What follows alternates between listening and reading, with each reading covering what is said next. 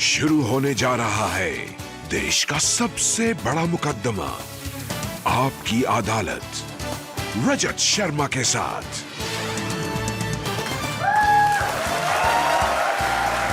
नमस्कार, आपकी अदालत में आपका स्वागत है। आपकी अदालत में आज पेश करेंगे फिल्मी दुनिया के ऐसे चमकते सितारे को जिसके परिवार ने 87 साल देश की जनता के दिल पर राज किया। अगर मैं आपको याद दिलाऊं, मैं शायर तो नहीं तो आपको याद आएगा 21 साल का लवर बॉय। अगर मैं आपको याद दिलाऊं बचना है हसीनो, तो आपको याद आएगा डांस और रोमांस का एक सुपर हीरो, एक ऐसा सुपरस्टार जिसने 2 साल के बच्चे के तौर पर रोल किया था और फिर बाद में 90 साल के दादाजी का किरदार निभाया। आपने उन्हें बहुत प्यार दिया। प्लीज वेलकम रोमांस की दुनिया के superstar, one and only Rishi Kapoor.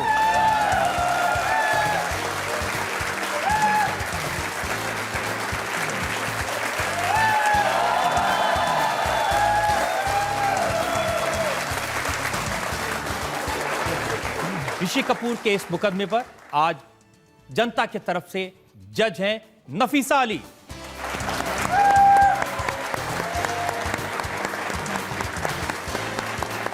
और इससे पहले कि मुकदमा शुरू करें, इल्जामात और सवालात का सिलसिला शुरू करें, आज की जज नफीसा अली की इजाजत चाहेंगे आज की कार्रवाई शुरू करने के लिए। इजाजत है, कार्रवाई शुरू की जाए। और इससे पहले कि पहला इल्जाम लगे ऋषि कपूर पर, एक नजर डालेंगे ऋषि कपूर के फिल्म करियर पर।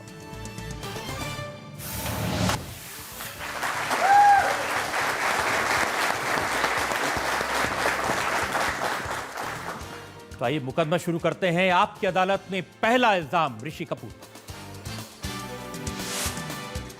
आपकी अदालत में फिल्म स्टार ऋषि कपूर पर इल्जाम है कि इन्होंने अपने चाहने वालों को निराश किया।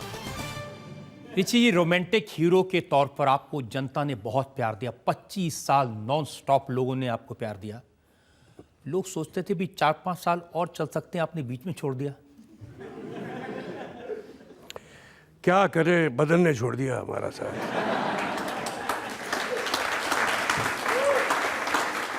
ऐसा है कि रजत बाबू, हुआ ये कि एक वक्त ऐसा आ गया था जब मेरी पत्नी नीतू ने भी कहा मुझसे और मैंने अपने आप से भी कहा कि मुझे बोरियत हो रही है फिल्मों में।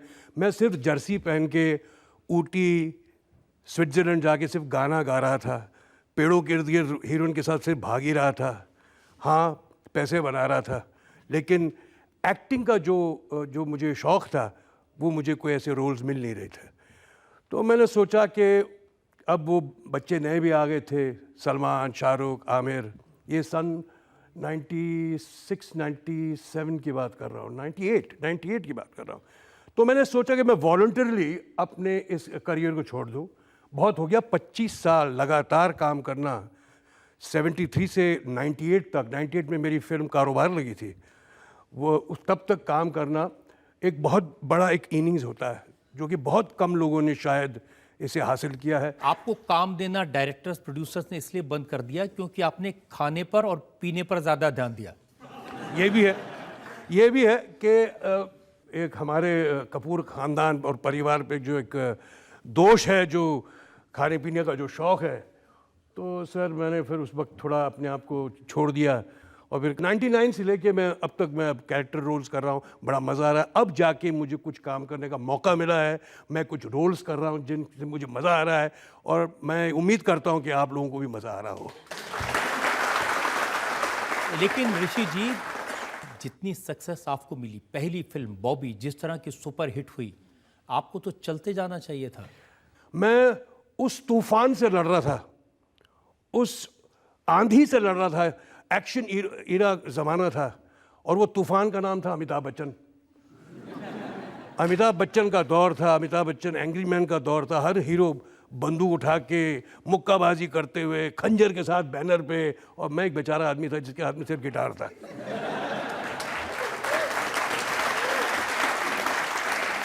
अभी आपने जब मेरी एंट्री हुई, आपने कहा कि मैं म्यूज़िकल हीरो, डांसिंग हीरो हूँ। मैं कभी भी नहीं चाहता था कि मेरा ऐसा कोई इंट्रोडक्शन हो। मैं चाहता हूं कि मेरा इंट्रोडक्शन हो कि मैं एक कलाकार की हैसियत से आया हूं, क्योंकि मैं चाहता हूं कि मैं आपका दिल बहलाऊं, आपका दिल जीतूं एक कलाकार की हैसियत से। ये इंट्रोडक्शन इसलिए होता है कि बॉबी में आपका जो रोल था वो एक रोमांटिक हीरो का रोल था। वो बॉबी सर हो गए इस बात को 44 साल, 44 ईयर्स बैक है, कल की बात थोड़ी है। उस वक्त हम बच्चे थे, नादान थे, क्या 20 बरस का था, 20-21 बरस का था। लेकिन उसके बाद आपकी जितनी फिल्में आई जो सुपर हिट हुई, हर फिल्म में आपने रोमांटिक, और 23 नई हीरोइनों के साथ आपने काम किया।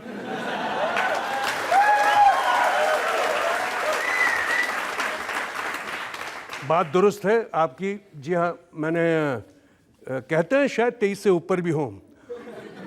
आपसे ये भी मैं एक खुलासा करना चाहता हूँ कि आज की तारीख में जो हमारी जज साहिबा हैं यहाँ बैठी हैं, वो भी एक टाइम पे मेरी हीरोइन बनने वाली थी। उनकी भी पहली पिक्चर मेरे साथ होने वाली थी बॉबी के बाद ही। राज कपूर साहब ने उनको कलकत्ता में देखा था बॉबी की प्रीमियर पे, और उनसे रिक्वेस्ट की थी कि तुम अगर पिक्चर में करना चाहो काम तो बड़ी खुशी होगी। तो इनके वालिद साहब ने शायद ना समझा कि उम्र छोटी थी उस वक्त उनकी, चाहते थे कि शायद पढ़ाई आगे करे, लेकिन वो 23 का आज नंबर 24 होता अगर ये भी मेरे साथ होती तो। लेकिन ये सच है कि बॉबी के बाद जो हीरो थे उनकी उम्र कुछ कम हो गई थी और आपकी उम्र इतनी कम थी कि आपको अपने उम्र की हीरोइन नहीं मिलती थी। बिल्कुल सही आपने कहा, ये कहना बड़ा ज़रूरी है। हुआ ये कि बॉबी से पहले जितनी तमाम फिल्में बनती थीं वो सब रेगुलर मेच्योर्ड हीरोज़ के साथ बनती थी। बॉबी पहली फिल्म थी कि सही मानों में टीनेजरों के साथ बनी। मेरी उम्र शायद 20 साल की थी या 19 साल का था मैं, और डिम्पल मेरे से 6 साल छोटी थी। तो सही मानों में एक रियल टीनेज फिल्म बनी गई और पेश किया गया। जैसे बॉबी हिट हुई, जो तो एक ईडियम जो था फिल्म इंडस्ट्री में, जिसे जाना जाता था कि पहले के ज़माने में जितने हीरो थे वो मर्द थे और जितनी हीरोइंस थीं वो औरतें थीं। बॉबी के रिलीज़ होने के बाद जितने हीरोज़ थे वो लड़के हो गए और हीरोइंस जो थी वो लड़कियां हो गई। ये रातों रात कुछ ऐसे सीनियर एक्टर्स थे, उन्होंने कॉलेज जाने के रोल्स बंद कर दिए। तो सर ये असलियत की बात ही है। लेकिन असलियत ये भी है कि एक हीरोइन ऐसी मिली जिसके साथ आपने 12 फिल्में कर डाली। ये कौन है? ये तो मेरी बीवी ही है एक्चुअली, और कोई नहीं।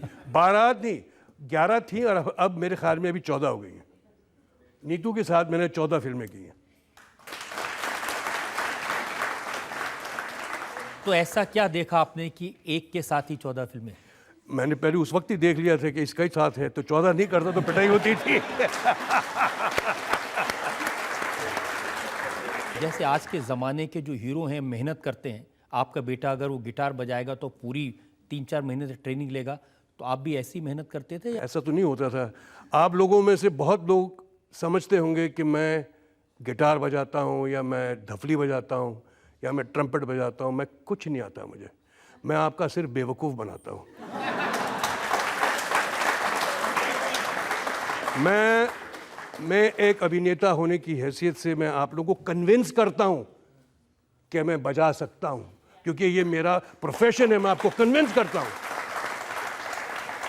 मुझे डांस करना नहीं आता। जैसे आज की तारीख में जो डांस होते हैं, मैं तो ऊपर वाला का बस शुक्र करता हूँ कि दौर में मैं नहीं था, ये तो मैं मर गया होता।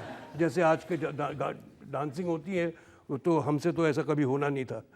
और वो भी इतने वजन के साथ। वो तो वजन अब हुआ ना, और वजन तो अब हुआ, उस वक्त तो नहीं था।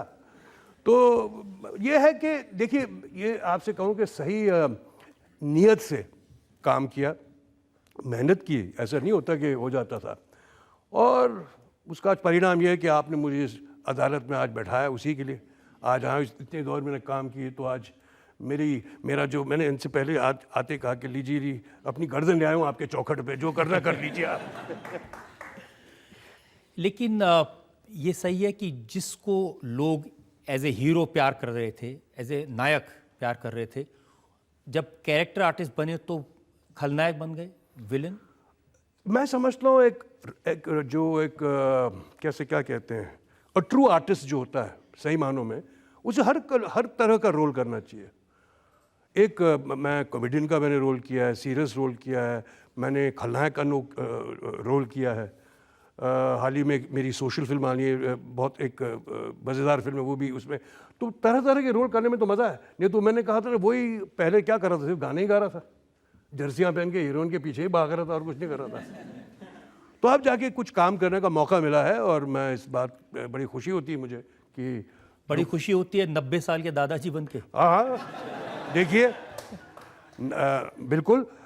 आप बताइए कितने आर्टिस्ट कर सकते हैं? मेरे ख्याल में मैंने शायद 25-26 दिन या शायद उससे एक आध दिन कम काम किया हो फिल्म में। और इस फिल्म में, और हर दिन आप डायरेक्टर से लड़ते थे? ये भी सब इन्हें खबर है, इन्हें खबर है। मुझे 5.5 घंटे लगते थे वो मेकअप करने में।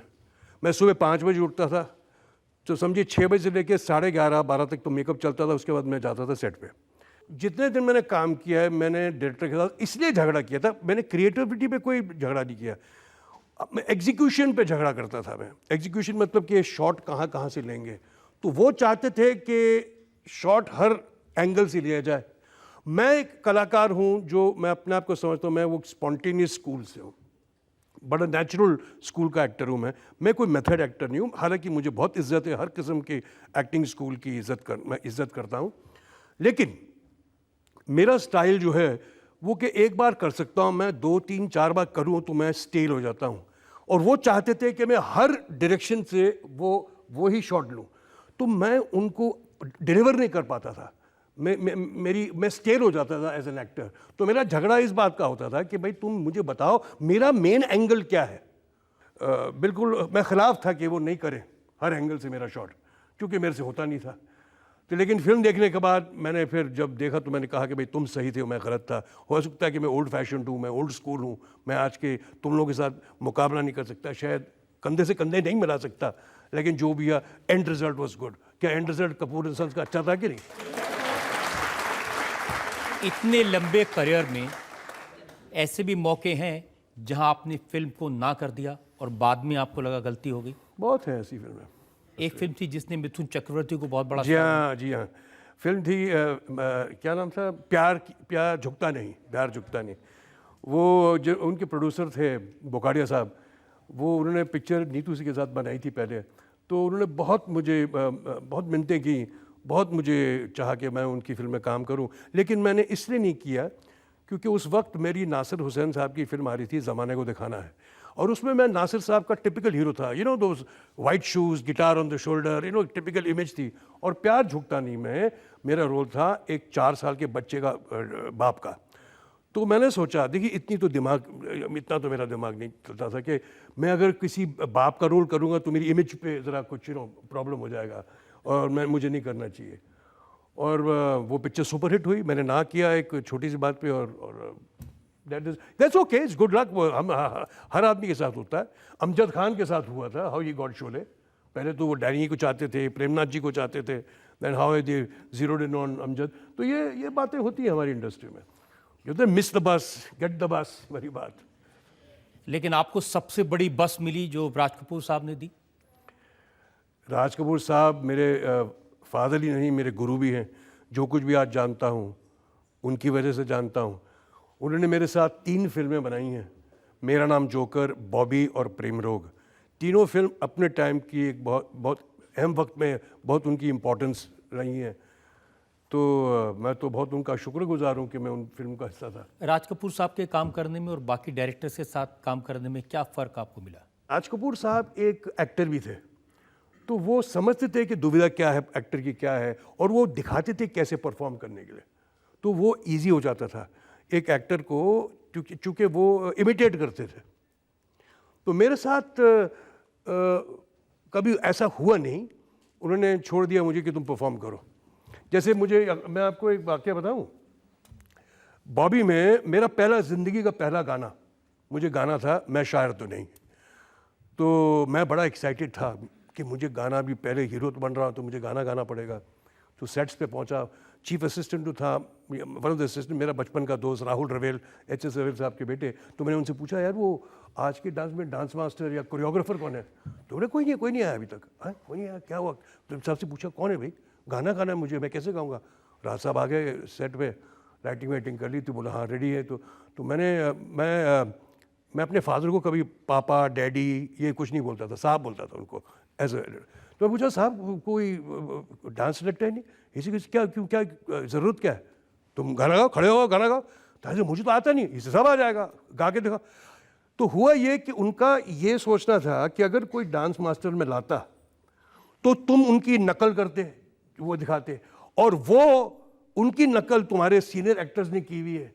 तो लोग बोलते हैं अरे देखो ये ऋषि कपूर राजेश खन्ना की कॉपी कर रहा है, या धर्मेंद्र की कॉपी कर रहा है, या शशि कपूर की कॉपी कर रहा है, क्योंकि डांस मास्टर सिखाता ना क्या करने को। तो उन्होंने कहा कि तुम अपनी खुद की छवि बनाओ, अपनी आइडेंटिटी बनाओ, ऐसे तुम गाओ। तो अब आप जब देखोगे, मैं शायद तो नहीं गाना, तो मैं कितना ऑकवर्ड हूँ उस गाने में।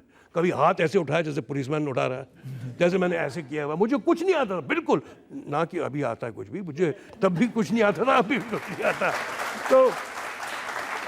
तो मैं समझता हूँ this is a good educational movement for me, कि मुझे छोड़ दिया, पानी में डुबो दिया कि चलो हाथ पैर मारो।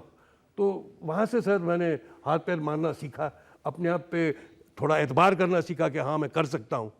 और दूसरी बात ये कि मुझे सिखाया गया कि जब भी गाना गाओ, जो भी गाने की वॉइस जो होती है, पिच, उसको मैच करो।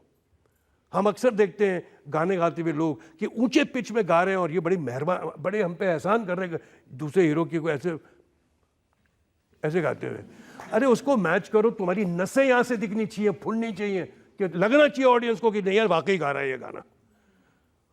तो एक बार रणबीर ने मेरे को फ़ोन किया, बस एक ही बार उसने मेरे से पूछा है कि आप कोई मुझे टिप दे सकते गाना गाने के लिए, मुझे बड़ी हो रही है। ऐसे तुम यार राज कपूर के पोते हो, ऋषि कपूर के बेटे, और तुम पूछ रहे हो मुझसे ये।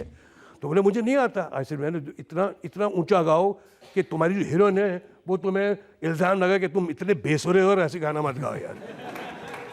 मेरे साथ तो हर बार यही होता था, जितनी हीरोइन होती थी इर्द गिर्द में बोलते थे तुम इतने बेसुरे मत गाओ, लेकिन वो ऑडियंस थोड़ी सुनने वाली है, वो तो जानती कि वो किशोर कुमार गा रहा है या रफ़ी साहब गा रहे हैं। तो सर मैंने वो भी चाहा, जैसे मैंने आपको अभी मिसाल दी, मैंने गिटार बजानी है, डफली बजानी है, कि वो भी चाहा कि मैं ऊंचे सुर में गाना गाऊं ताकि लोग लगे कि हाँ ये गाना गा रहा है। नहीं तो कभी कभी हम फिल्म में देखते हैं कि कोई पियानो में बैठा है, बड़ा हम पे मेहरबानी हो रही है कि वो गा बजा रहे हैं, कुछ आता नहीं, गिटार ऐसे ही पकड़ के बैठे हैं और गिटार का कुछ पीस चल रहा है, कुछ नहीं है। तो मेरे मन में हर दफ़ा, मैंने उस किड बच्चा होता तो मैं हर दफ़ा देखा था ये गिटार पीस है लेकिन बजा तो रहेंगी। तो मैंने ठान ली थी कि मैं जब भी फिल्म में काम करूंगा ये बात तो ज़रूर अमल करूंगा कि ऐसी लगना चाहिए ऑडियंस को कि हाँ यार बजाता है। मुझे बहुत से ऐसे, मैं शोज़ में जाता था, लोग बोलते थे ना गिटार बजा के बजाएगी, ऐसे मेरे को आता कहाँ है जब बजाने, क्या बात करो साहब, आपको हमने देखा आपको बजाते हुए, ऐसे मुझे नहीं आता है यार। सो ये छोटी छोटी बातें मैंने सीखी हैं अपनी तरफ से, आप लोगों को दिया है, आप लोगों ने उसे अपनाया है। Thank you sir. बहुत प्यार लोगों ने आपको दिया और आपने उसको रेस्प्रिकेट किया, आपने जो राज साहब से सीखा उसको दिखाया अपनी जिंदगी में। आपकी अदालत में अगला इल्जाम। आपकी अदालत में फिल्म स्टार ऋषि कपूर पर इल्जाम है कि सफलता ने इन्हें एरोगेंट बना दिया। ऋषि जी, इतनी सफलता मिली, मैं फेमस, मेरे पापा फेमस, मेरे दादाजी फेमस, मेरा बेटा फेमस, मेरी वाइफ फेमस, मेरा भाई फेमस, और ये इसकी वजह से आपने लोगों के साथ मिसबिहेव करना शुरू कर दिया। अब बाय नेचर मैं एरोगेंट हूं तो क्या करूं, that is me, take it और लीव इट।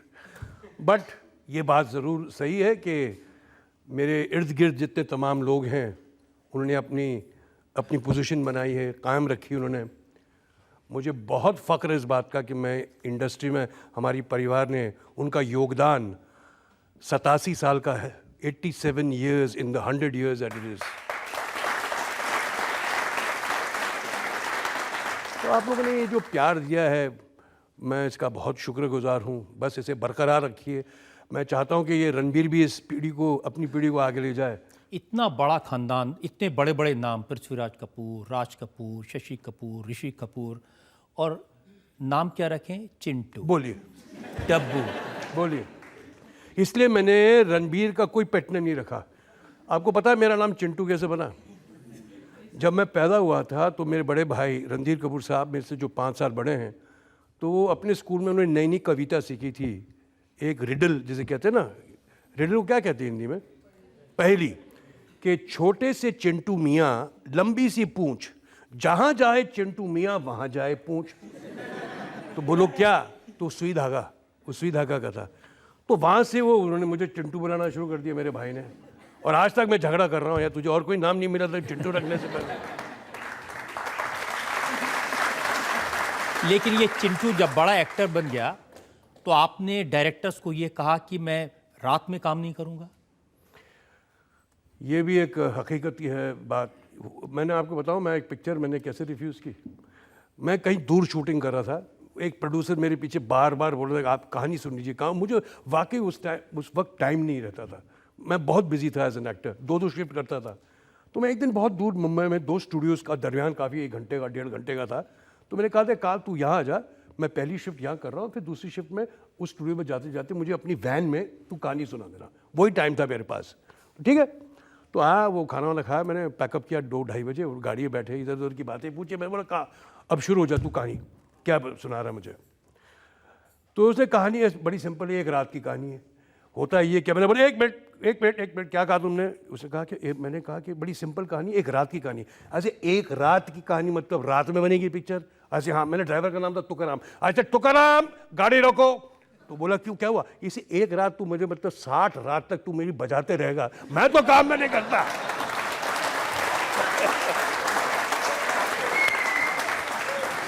मैंने फिल्म छोड़ दी कि मुझे पूरी रात भर काम करना पड़ेगा। मैंने छोड़ दी पिक्चर। मैं इतना डिसोरिएंटेड हो गया था, मैं रात भर क्लाइमैक्स करता था सागर फिल्म की। तो 41 दिन मैंने इतनी रातें की कि जब मैं रात को शूटिंग करते हुए आता तो बच्चे छोटे थे उस वक्त, वो स्कूल जा रहे होते थे। और जब मैं उठता था या जब उठता था तो कोई नहीं होता था। तो मुझे लग रहा था मैं अमेरिका में हूँ, टाइम ही दूसरा जोन चल रहा है। मैं रात भर काम कर रहा हूँ, दिन में कुछ नहीं करने को। एक डायरेक्टर ने बताया कि विस्की की बोतल सुबह 6:30 बजे खुलती थी। हाँ जी बिल्कुल, मेरे तो वो दौर हो गया था ना। अब मैंने पूरी ईमानदारी से मैंने काम किया है। जैसे पैकअप हुआ, सूरज को उद्योग होते हुए मैंने नमस्कार किया और पहली ड्रिंक उस वक्त बनाई।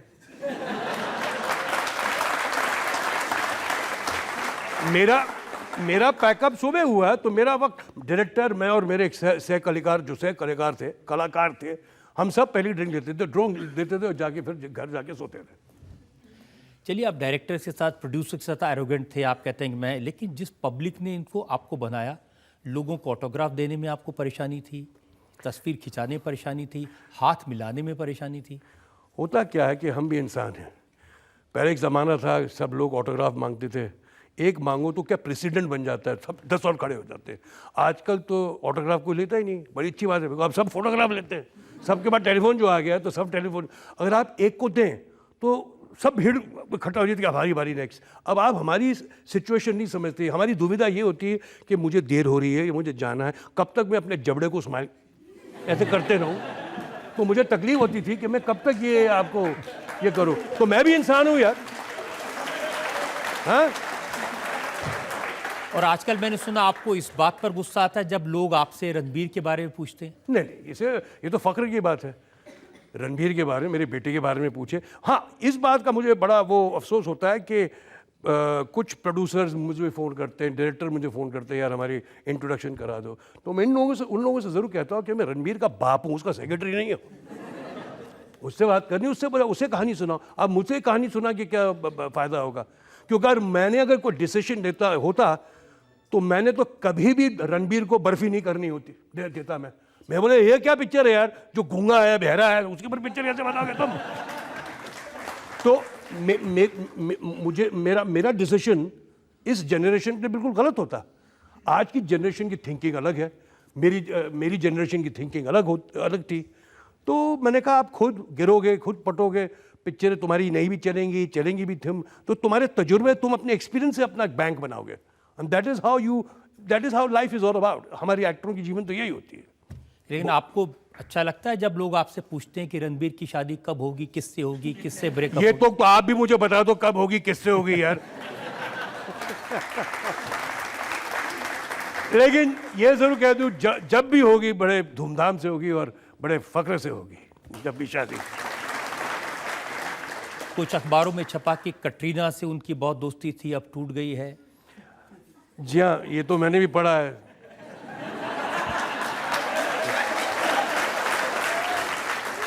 उससे पहले किसी और के साथ भी बड़ी दोस्ती थी, वो भी टूट गई।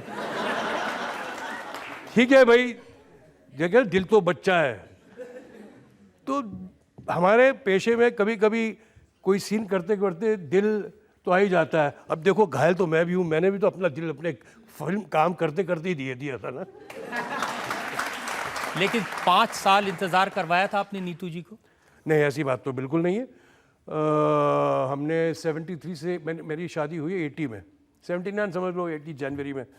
तो उस वक्त हम जानते थे, but we got serious only a year और सो बिफोर। और यहीं आपकी दिल्ली में मेरी मंगनी हुई थी।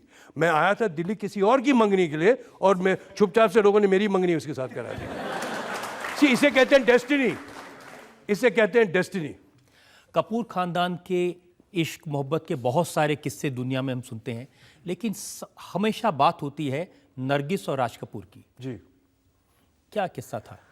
हम इस बात की बड़ी इज्जत करते हैं कि कभी जब कलाकार होता है या कभी निर्देशक होता है, काम करते करते एक दोस्ती बन जाती है, दोस्ती थोड़ा आगे भी बढ़ जाते हैं। बिकॉज हमारा एक काम जो है, it is a creative work, inspiring work. आप प्रेरणा लेते हैं, आप किसी से इंस्पायर होते हैं।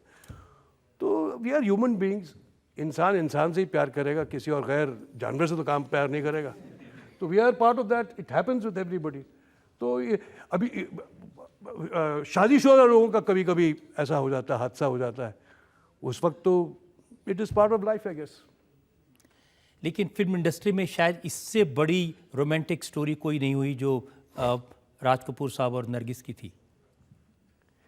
हाँ, ये भी एक कहानी है, बट मुझे इस बात का, हमें इस बात का कोई शर्म नहीं है। हम बड़े अच्छे प्यार से सब सदस्य मिलते हैं दोनों परिवार के। But it happened, it's history and we respect that, it's part of history and we respect that. आइए जनता से पूछें जो लोग सवाल पूछना चाहते हैं। जी, सर, एक बात आपसे करनी है। आजकल की जो फिल्में आ रही हैं वो आपको भी पता है, फैमिली के साथ नहीं देख सकते। ये इल्ज़ाम मेरी पहली फिल्म से लग रहा है मुझ पर। माता पिता कभी भी नहीं चाहते थे बच्चे बॉबी देखें, देखो बॉबी में 20 साल का लौंडा 16 साल की लड़की को लेके फटफटी में लेके भाग गया था। तो लोग उस वक्त इस बात पे बड़े परेशान थे कि ये एक नसीहत ना बन जाए। अरे यार, यही तो है, अब कौन सी जवानी को रोकोगे तुम? कब प्यार के तुम खिलाफ हो जाओगे यार? आई एडवोकेट दिस, ये तो होना है। सर, आपसे मेरा क्वेश्चन है कि आप रणवीर कपूर जी की एक्टिंग से संतुष्ट हैं या नहीं हैं? मैं कौन होता हूँ संतुष्ट होने वाला? हर बाप अपने बच्चे की फिक्र में रहता है और उसको गर्व भी रहता है। ये तो आज आवाम ने इसका जजमेंट दिया कि लोग उसे पसंद करते हैं एज एन एक्टर, तो मैं आवाम की, जनता की आवाज़ से उनके साथ जाऊंगा कि वो अच्छा काम करते हैं। सर, आपके खानदान का फिल्म इंडस्ट्री को बहुत बड़ा योगदान है, वो तो है ही, no doubt. Being a Punjabi film उद्योग के लिए आपका जो योगदान है वो बिल्कुल ज़ीरो नज़र आता है। ये बड़े दुख की बात है हमारे लिए। मैं आपसे सहमत रखता हूँ, बट आप शायद भूल रहे हैं कि पृथ्वीराज कपूर साहब ने नानक नाम जहाज़ में काम किया था। राज कपूर साहब ने भी दारा जी के एक पिक्चर में काम किया था।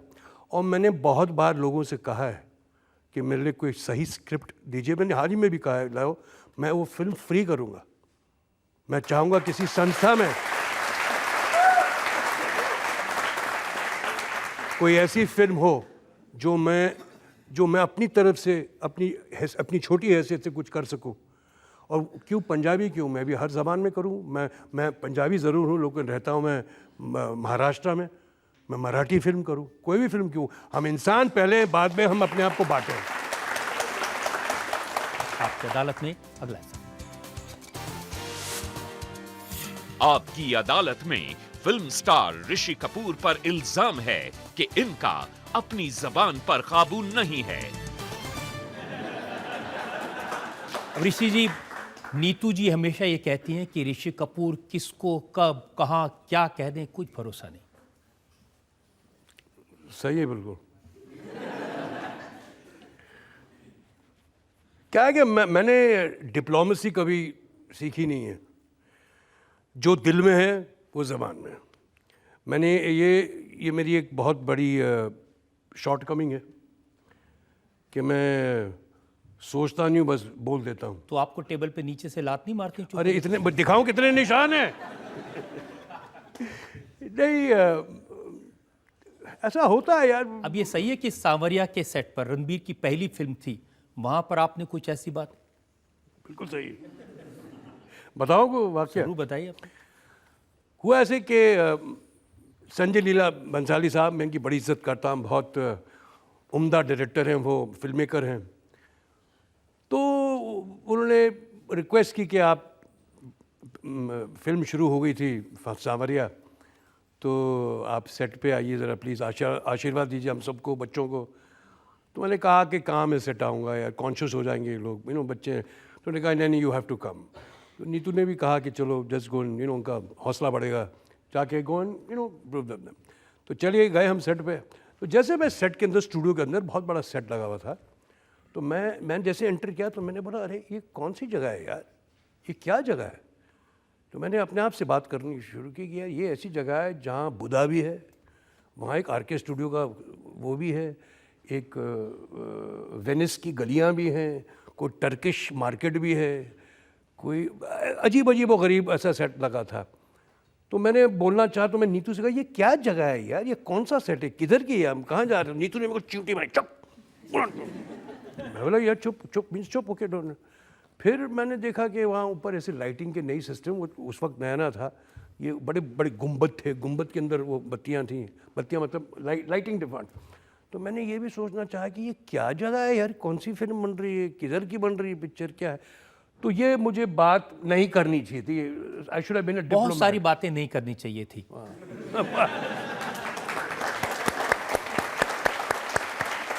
अब हमारे फिल्म स्टार अगर रात में काला चश्मा पहनते हैं तो आपको क्या प्रॉब्लम है? ये प्रॉब्लम तो है यार, सबके साथ प्रॉब्लम है। मैं सोचता अगर काला चश्मा पहनते हो साथ में टॉर्च भी ले लिया करो कि दिखे रात।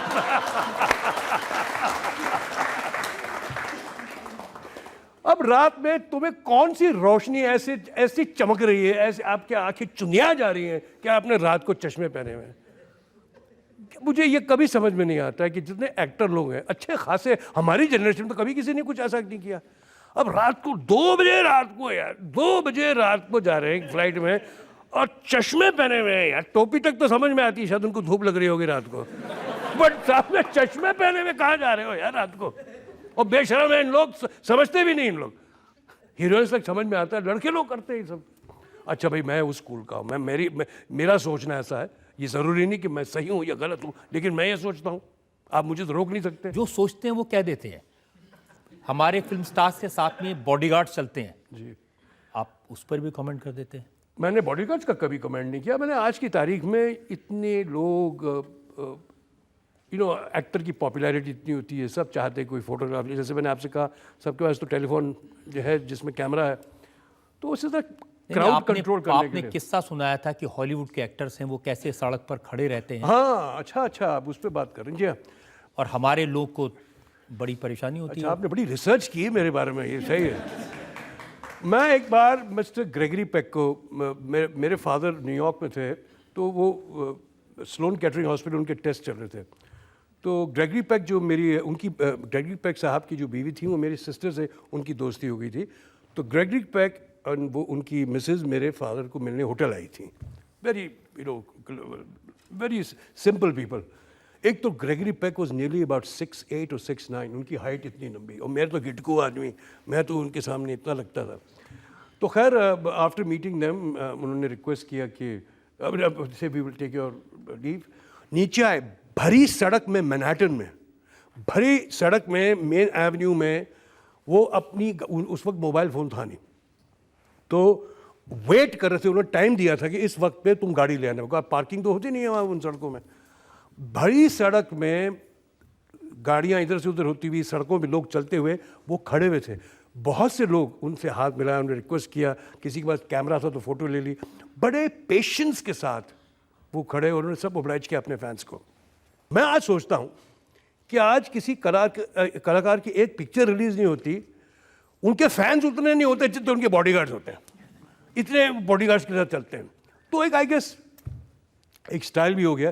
मैंने ऐसे बहुत से कलाकारों को देखा, बड़े सिंपल रास्ते में चल रहे हैं, कोई एयर्स नहीं। ऐसे मैंने एक बार डेमी मूर को देखा था चलते हुए। डस्टिन हॉफमैन साहब का मैंने प्ले देखा था जिनमें मैं खुद मिलने गया था। अच्छा ये अच्छा बाकी बोलूँ मैं आपसे? ज़रूर। एक बार मैं एक प्ले देखने गया उनका, मर्चेंट ऑफ वेनिस, लंदन में। स्पेशली गया था मैं लंदन देखने प्ले।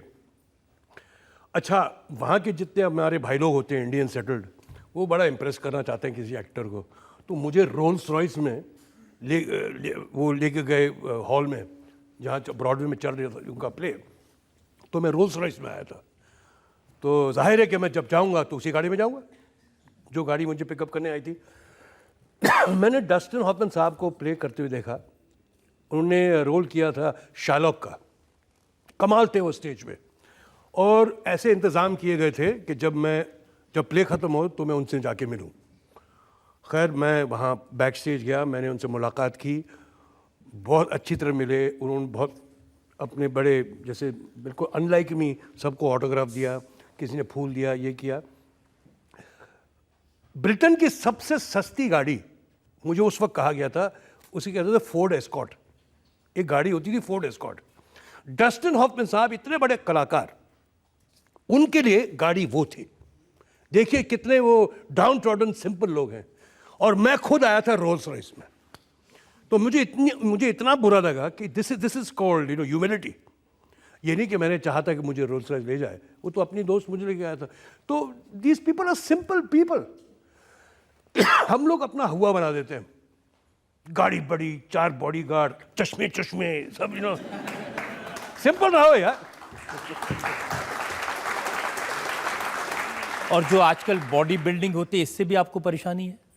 नहीं, देखिए, सेहतमंद रहना इज़ अ प्रायोरिटी। हमारे टाइम में कोई थी नहीं, कोई ऐसे ज़रूरत भी नहीं थी।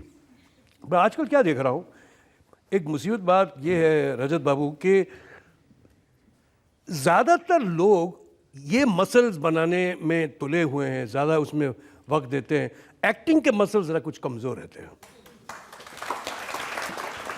तो ये मेरा मशवरा है, ये नहीं कि कोई मैं बहुत बड़ा इंपॉर्टेंट आदमी जो दे रहा हूँ, बट मेरा मशवरा है कि साथ साथ ज़रा कुछ एक्टिंग भी ज़रा अच्छी हो तो बहुत ज़बरदस्त होगा, कि मसल्स के साथ इतना ना हो। तो अब बच्चन साहब ने तो कभी कोई मसल नहीं बनाए थे, अब ये तो कोई कह नहीं सकते कि मसल के वजह से।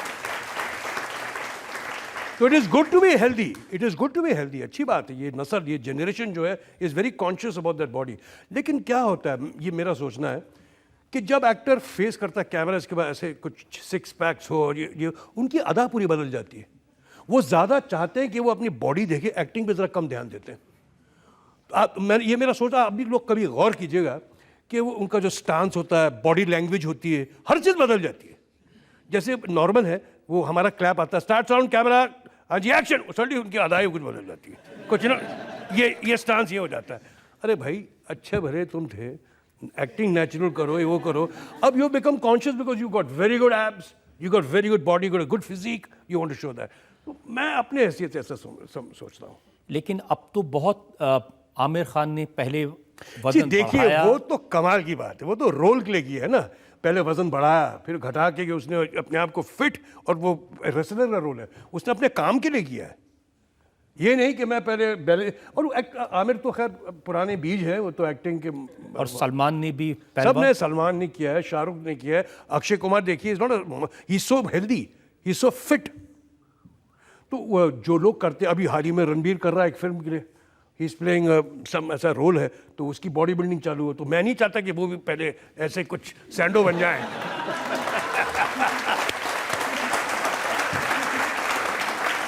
आपकी अदालत में अगला इल्जाम।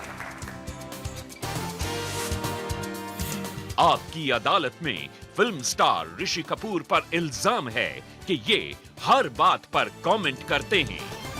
अब ऋषि जी, ऐसी बातें जिनसे आपका कोई लेना देना नहीं है, आप ट्वीट करते हैं, हर रात ट्वीट करते हैं। अब बिहार में शराबबंदी हुई, आप कह रहे हैं मैं बिहार नहीं जाऊंगा।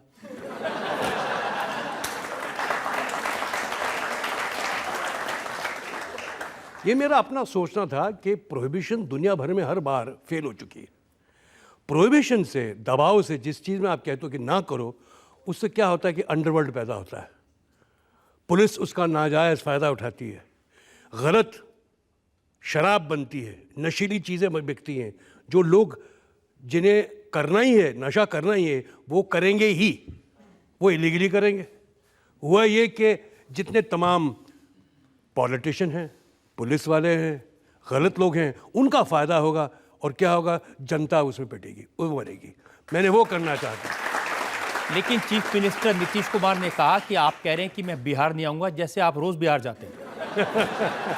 कोई भी चीज़ आप कभी कहोगे कंपल्जन में ये ना करो, इंसान की फितरत है, उनकी नेचर में कि नहीं वो ट्राई करेंगे। Let the decision be there. We are all literate nation now. 2000 चलिए मैं मान लेता हूँ कि ड्रिंकिंग से, शराब से आपका थोड़ा नाता है, आपने कमेंट कर दिया। लेकिन आसाराम बापू, राधे माँ, कोई ऐसा नहीं है जिसको आप छोड़। मैंने क्या गलत कहा यार?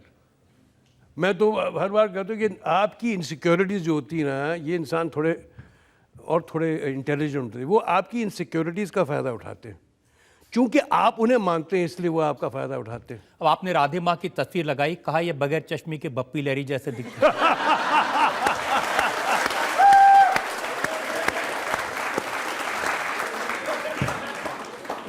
किसी दिल को ठेस ना पहुंचे या मैं किसी का मैं दुख नहीं पहुंचाना चाह रहा, लेकिन मुझे ऐसा लगा कि ये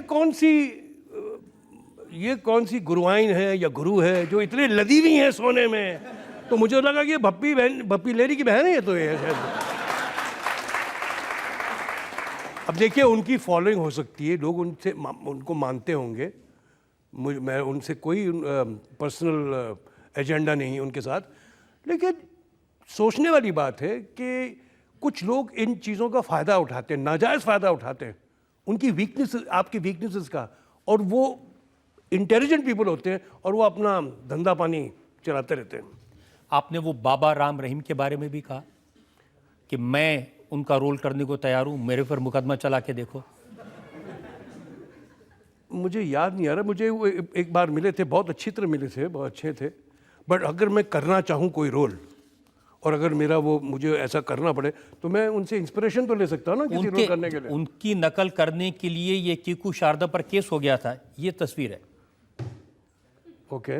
और आपका ट्वीट आपको याद भी नहीं है, रात में किया होगा ये ट्वीट। क्या आपने कहा कि मैं ऐसा रोल करने को तैयार हूं, मुझे गिरफ्तार करके दिखाओ।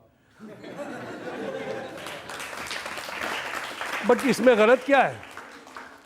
मैं कलाकार हूं और कलाकार क्या इंस्पिरेशन तो सोसाइटी से लेती है ना, हम लोगों से लेगी। मैं अगर कोई लेना चाहता हूं तो अगर करना चाहूं तो गलत क्या है? हाँ, मजाक ना उड़ाया जाए, मैं मजाक नहीं उड़ाना चाहता। अब किसी कलाकार ने मजाक उड़ाया हो या किसी को ठेस पहुंचाई हो वो गलत बात है, लेकिन अगर आप किसी का रोल करना चाहते हो तो आप मुझे कैसे अरेस्ट कर सकते हैं भाई?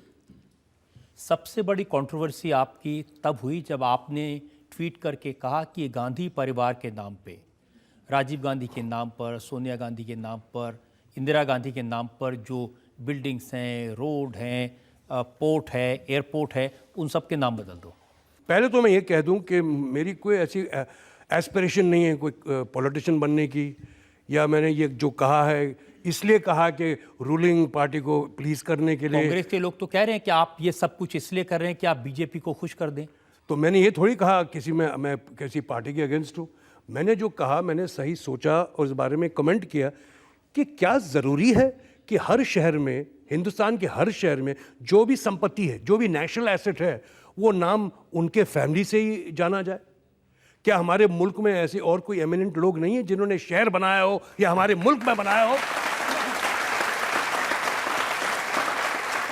और मैंने बात किसी को इम्प्रेस करने के लिए या कोई पद्मा अवार्ड लेने के लिए या कोई राज्यसभा की मेंबरशिप लेने के लिए या पॉलिटिशियन बनने के लिए नहीं की है। एक नागरिक, मैं टैक्स पेइंग सिटीजन ऑफ इस कंट्री का हूँ, मैंने सिर्फ सवाल उठाया, ये मुद्दा उठाया। मुझे बहुत इज्जत है नेहरू फैमिली, गांधी फैमिली की। हमारे पंडित जवाहरलाल नेहरू जी, इंदिरा गांधी जी, राजीव गांधी साहब, ये सब हमारे काबिल बहुत अच्छे लीडर्स रहे हैं। मैं उनको बहुत उनकी इज्जत करता हूँ। कपूर परिवार हर दफ़ा कांग्रेसवादी रह चुके हैं, बट मेरा मुद्दा यह है कि उनकी जो पार्टी है उन्हें खुश करने के लिए वो साइको फ्रेंड्स, क्या हर चीज़ पे उनके ही नाम से जाना जाएगा?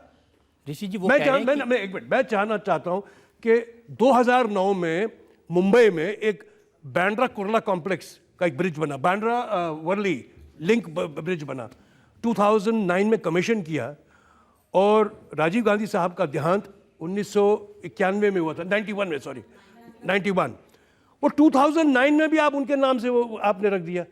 वो ब्रिज का नाम JRD टाटा के नाम पे क्यों नहीं है? JRD टाटा का क्या कंट्रीब्यूशन है हमारे मुल्क में? हमारे और भी पॉलिटिशियंस हैं, और भी ऐसे नागरिक हैं जिनका बड़ा कंट्रीब्यूशन हमारे मुल्क में, हम उनके नाम से भी रखो, उनके नाम से जाना जाए। दिल्ली शहर में इटसेल्फ, मुझे किसी ने ट्वीट किया था और मुझे फोटोग्राफ भेजी, मेरे पास है मेरे फोन में, 64 ऐसे 64 प्लेसेस नेशनल एसेट्स है दिल्ली शहर में ही which is known by their name. अरे एक बहुत होता है यार जानने के लिए, हर स्टेडियम, हर एयरपोर्ट, हर जगह, क्या वही हो? ऋषि जी, कांग्रेस के लोग मैंने कह रहे किसी के खिलाफ नहीं किया, मैंने कहा कि मुद्दा इसलिए उठाया कि अब आगामी में आगे इसे देखा जाए, थोड़ा कॉन्शियस है कि यार बहुत हो गया इनके नाम पे यार। ऋषि जी, कांग्रेस के लोग कह रहे हैं ये सारे नाम चुनी हुई सरकारों ने रखे थे, आप कौन है? वो कह रहे हैं मैं तुम कौन- एक नागरिक हूं इस देश का, मेरा हक है कि मैं इसका आवाज उठाऊं। मुझे इस बात पे कोई डर नहीं है कि अगर ये बात मैं सही सोचता हूं तो मैंने कहा है, यही आपको चौकन्ना करने के लिए क्या क्या हर चीज उनके नाम से ही जानी जाएगी। आई डोंट नो, अगर मैं सही कह रहा हूं तो या मैं गलत कह रहा हूं, I don't know. Thank you, thank you. Congress के लोगों का मैं बयान बताता हूं। कांग्रेस ने आपसे पूछा, आपके घर के बाहर जी हाँ। डेमोन्स्ट्रेशन भी किया, थोड़े पत्थर भी फेंके होंगे। पथरी, हाँ जी, पथरा हुआ था मेरे घर के सामने। वो पूछ रहे हैं कि ऋषि कपूर होते कौन है? करेक्ट बात है, बिल्कुल सही है, लेकिन दूसरे दिन उनकी आवाज बंद कर दी, उनकी आवाज खुद बंद हो गई, वो खुद बोलने इसीलिए लगे। वो कह रहे हैं कि ये सब आप जो रूलिंग पार्टी है बीजेपी है उसको खुश करने के लिए कर रहे हैं। मुझे क्या मिल जाएगा यार? मैं अपने दायरे में बहुत खुश हूं, अपने दायरे में मैं राजा हूं, मैं कलाकार हूं यार। मैं अभिनेता हूं, मुझे नेता नहीं बनना, मैं अभिनेता हूं, अभी का नेता हूं। देखिए, अगर नेता नहीं बनना तो मोदी जी लंदन में भाषण करते हैं, उसकी आप बहुत तारीफ करते हैं। मुझे लगता है मोदी जी कहते हैं, बहुत सही कहते हैं, थोड़ा बहुत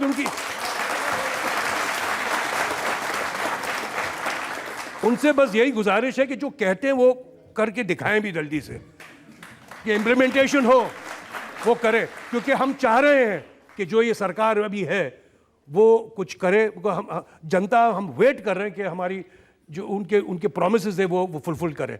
मैं भी बड़े पेशेंटली वेट कर रहा हूं और मुझे उम्मीद है कि वो करके दिखाएंगे। सिर्फ मोदी जी नहीं, स्मृति ईरानी की भी आपने बहुत तारीफ की। उन्होंने जब पार्लियामेंट में इमोशनल भाषण दिया, आपने उनको लेडी अमिताभ कह दिया। स्मृति के साथ मैं एक फिल्म कर रहा था और हम शिमला में आउटडोर में थे और उस वक्त उन्हें यूनियन मिनिस्टर का टैग दिया गया, तो वो बन गई आई थिंक ह्यूमन रिसोर्सेज की मिनिस्टर। दोस्ती थी, बट देन वो फिल्म उन्होंने छोड़ दी। स्मृति में क्या था वो, ट्वीट पढ़ी? उन्होंने पार्लियामेंट में भाषण दिया था। हाँ, उन्होंने बड़ा इमोशनल एंड बहुत करेजियस भाषण दिया था। वो उसकी वेरासिटी ऑफ ट्रूथ कितनी थी मुझे पता नहीं, लेकिन उन्होंने कन्विंस कर दिया था कि वो जो कह रही है वो सही कह रही है। लेकिन आप मोदी जी की तारीफ करेंगे, स्मृति की तारीफ करेंगे, राहुल गांधी की तो कभी तारीफ नहीं करते, वो भी अच्छा बोलते हैं। मुझे राहुल गांधी साहब का स्टाइल बड़ा अच्छा लगता है। अब उनको तो कभी ट्वीट नहीं किया आपने उनके स्टाइल के बारे नहीं, में? उन्होंने ऐसी कोई बात नहीं की कि मैं उन्हें ट्वीट करूं, कहूं।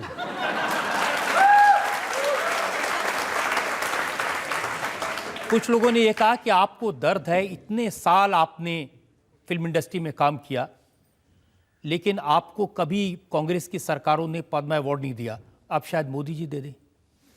अरे जब 44 साल 44 इयर्स काम करते हुए उन्होंने नहीं जाना, तो अब क्या देंगे यार? अब तो लेने का वक्त भी नहीं है। मुझे दुख इस बात का है कि शमी कपूर साहब कोरे चले गए, आपने शमी कपूर को भी ऑनर नहीं किया। इट इज सैड, क्योंकि हमारे सरकार में ये होता है कि दिल्ली में आपकी अगर कोई पुल हो या आपका कोई आदमी हो तब जाके अवार्ड देते हैं, किसी काबिल आदमी को तो आप देते ही नहीं। लेकिन अब तो आपकी सरकार है ना, लोग कहते हैं आप। मेरी सरकार कहाँ है? ये तो जनता की सरकार है। मैं बीजेपी के खिलाफ मैंने बात की। ट्विटर पर आपको मोदी जी का भक्त कहते हैं। मैंने कहा कि मैं भक्त जरूर हूं, लेकिन मैं भगवान का भक्त हूं। अब ये भक्त आजकल के ज़माने में क्या इसे किस कॉनोटेशन में कहा जा रहा है वो मैं नहीं जानता, लेकिन yes, if so B it, I am. लेकिन ये तो सच है ना कि अमर, अकबर, एंथनी में तीनों ऐसे हैं, चाहे अमिताभ बच्चन हो, ऋषि कपूर हो, विनोद खन्ना हो, तीनों मोदी जी के साथ। ऐसा हुआ कि बच्चन साहब पे कोई इल्ज़ाम लगे थे, फिर उन्होंने मुझे भी एम्ब्रॉयल कर दिया जब मैंने कहा कुछ, तो मैंने एक ट्वीट किया था कि दो तो हैं, अब ये विनोद खन्ना साहब को जैसी बात करें तो फिर अमर अकबर एंथनी तीनों ही होंगे सरकार।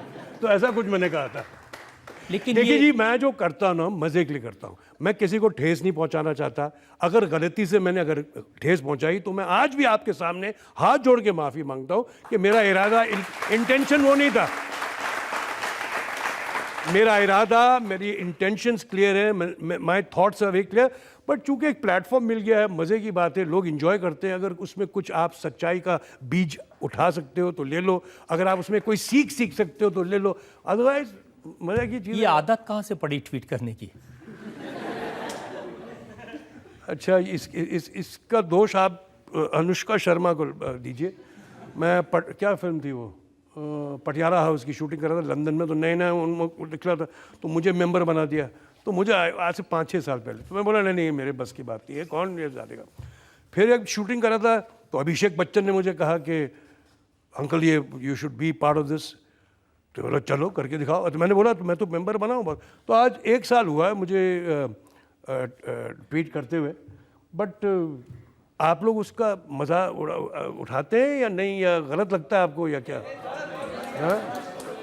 जो विरोध करने वाले वो ये कहते हैं कि रात को जब 2-4 पैग लगा देते हैं तब ऋषि जी ट्वीट करते हैं।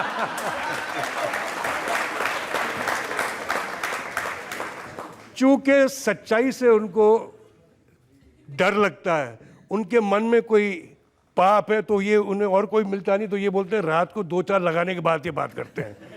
वो मैं जो कहता हूँ सही कहता हूँ, इन द सेंस अपने हिसाब से कहता हूँ। I have right to my opinion, ये डेमोक्रेसी है, we have freedom of speech. मैंने आपसे पहले भी कहा कि I do not mean anything offensive, मैं आपको दिल का ठेस नहीं पहुँचाना चाह रहा, लेकिन आइए जनता से पूछते हैं जो लोग इस बारे में जान। सर, मैं आपकी इतनी बड़ी फ़ैन हूँ, मैं शब्दों में तो बयान नहीं कर सकती, लेकिन एक बात कहना चाहूँगी सर कि अगर आपके नाम से कोई नेशनल एसेट नहीं बनता है तो ये हमारे लिए ही बहुत बुरी बात होगी। देश को बहुत, मतलब ये तो गौरव की बात होगी कि अगर आपका नाम कहीं पर आता है, लेकिन आपको ये सोचने की ज़रूरत नहीं है सर, आप 125 करोड़ हिंदुस्तानियों के दिल में बसते हैं सर, आपका नाम हमारे दिलों पे छपा हुआ है। ऐसा है कि मैंने जो कुछ भी कहा है कभी ऐसा नहीं सोचा कि मेरे नाम से कोई चीज़ जानी जाए। मैंने सिर्फ ये कहा है कि हमारे देश में ऐसे बहुत से पॉलिटिशियंस रहे हैं, सरदार पटेल, अंबेडकर साहब, लोकमान्य तिलक, जिन्होंने अपनी जान, भगत सिंह, कितने लोगों ने अपनी जान पे खेल के हमारे मुल्क को बनाया है। आपके नाम से बनाया है ऋषि कपूर शौचालय।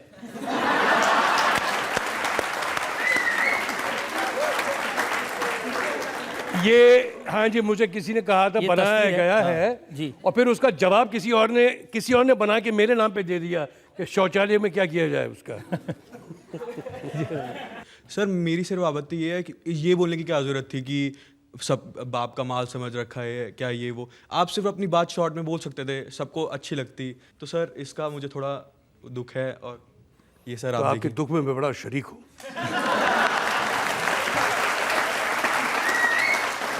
उनको आपकी बात से शिकायत नहीं, आपके अंदाजे बयां से शिकायत है। वही मैं अब मुझे बात समझ में आई तो मैंने कहा आपके दुख में शरीक हूँ। नहीं, जैसे ज़्यादातर बीवियों की ही घर में चलती है, तो मैं जानना चाहती हूँ नीतू जी की ज़्यादा चलती है कि आपकी? हालात से लगता नहीं क्या किसकी चलती होगी।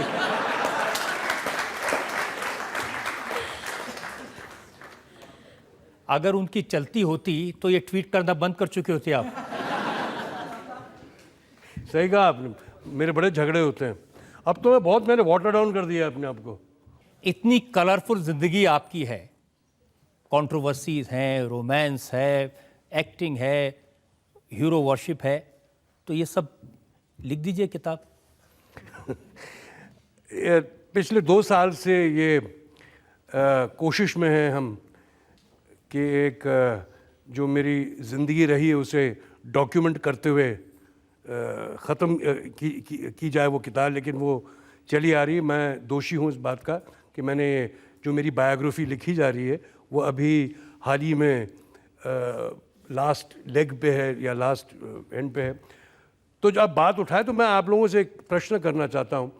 हम बहुत देर से ढूंढ रहे हैं कि इस अब बायोग्राफी का नाम क्या रखा जाए, तो मेरे से ही ये एक सजेशन आई थी, लेकिन हो सकता है कि कुछ लोगों को पसंद ना आए और कुछ लोगों को पसंद आए। लोग बहुत सोफिस्टिकेटेड नाम रखते हैं, तो मैंने सोचा कि मेरे ही एक गाने से अगर किताब को नाम दिया जाए कि मेरी बायोग्राफी जाना जाए, जिसका नाम हो खुल्लम खुल्ला।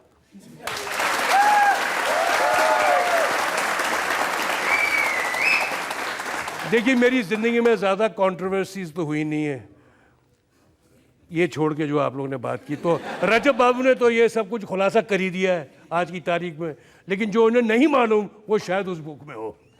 तो उम्मीद करते हैं कि खुल्लम खुल्ला में सब कुछ आप खुलकर बताएंगे, जैसे आज आपने खुलकर बताया। उम्मीद है। आपकी अदालत में आज हमने मुकदमा चलाया सुपरस्टार ऋषि कपूर पर। उनसे पूछा उनकी लाइफ के बारे में, उनकी कंट्रोवर्सीज के बारे में, हमने उनसे पूछा उनके फिल्म की ज़िंदगी के बारे में, और उन्होंने हर सवाल का खुलकर जवाब दिया। और खुल्लम खुल्ला उनकी किताब आने वाली है जिसमें और जवाब दिए जाएंगे। लेकिन फिलहाल वक्त है आपकी अदालत में आज की जज नफीस अली के फैसले का। कोर्ट का सुनवाई और आप रजत जी ने जिस तरीका से क्लास लिया चिंटू का, मुझे अच्छा इसलिए है क्योंकि इनके बात सुनने में बहुत कुछ सीख सकते हैं हम लोग सब, देश को भी, सिनेमा का बारे में। मगर मेरे हिसाब से आपने कहा कि आपका कोई पॉलिटिकल लीनिंग नहीं है, मगर आपका ट्वीट के तरीका से दूसरे लोगों का फ़ायदा होता है या उठाते हैं आपके ऊपर। इसके ऊपर आप थोड़ा सा ध्यान रखिए। और जैसे आपने एक रेफरेंस दिया, हर चीज़ गांधी परिवार के लिए क्यों होते हैं इन नेम। जब पॉलिटिकल पार्टी जब पावर में थे कांग्रेस, तब आप ये बात नहीं कहा। अब जो पार्टी पावर में है उसका अभी मुझे कहने दीजिए, मुझे आपको इसका जवाब दे सकता हूँ मैं। हाँ जरूर। लोग बहुत लोगों ने पूछा है जरूर मैं दूं। हाँ।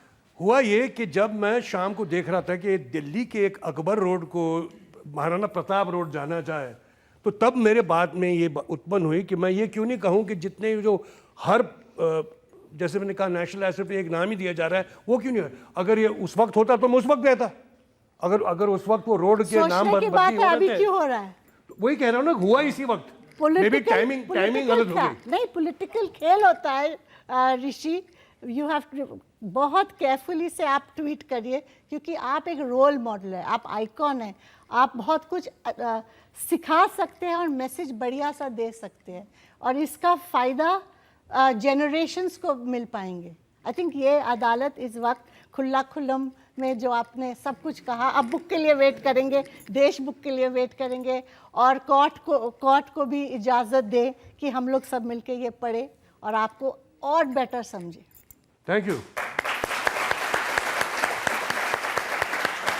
इस उम्मीद के साथ, इस यकीन के साथ कि ऋषि कपूर इसी तरह से खुले दिल से अपनी बातें करते रहेंगे, दुनिया को एंटरटेन करते रहेंगे, लोगों का दिल जीतते रहेंगे, जनता के दिलों पर राज करते रहेंगे, बहुत सालों तक काम करें, इस दुआ के साथ आज का शो यहीं खत्म करते हैं। अगले हफ्ते आपसे मुलाकात होगी एक नई शख्सियत के साथ। तब तक के लिए नमस्कार।